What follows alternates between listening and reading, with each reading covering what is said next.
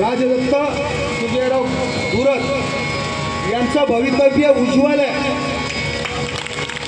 तुम्ही मनसेचे पदाधिकारी आहात ना, तुमच्या माहितीसाठी सांगतो, या घाटकोपर पश्चिम विभागामध्ये जे आता आमदार आहेत राम कदम, ते 15 वर्षापूर्वी माझे मित्र ते माझ्याकडे आले। त्यांना सद्गुरू वामनराव माहीत नव्हते, ते स्वामी विवेकानंदांची पुस्तकं वाचायचे।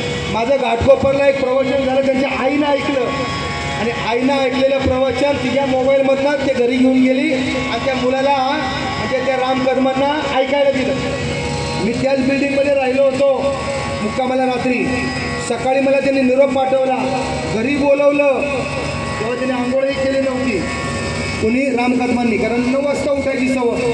तो बिचारा डोळत आला आणि स्वामी विवेकानंदांची मूर्ती मला दिली। मी त्यांना असे हा ग्रंथाचा सेट दिला, त्यांना मी दिला राम कदमांना।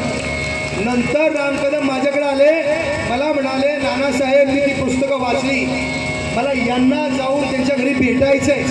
कोण म्हणाले? राम कदम। कुठल्याही पक्षाचे सदस्य नव्हते, राजकीय वारसा काही नव्हता। मी म्हटलं का बाबा भेटायचंय? तर मला म्हणले आमच्या परिसरात आमदार व्हायचंय। पहिली त्यांनी दहीहंडी केली, त्या दहीहंडीची रिबीन माझ्या हातनं कापली। का सांगतो मी तुम्हाला, मी त्यांना सद्गुरू वामनरावकडे घेऊन जावं म्हणून रिबीन माझ्या हातनं कापली।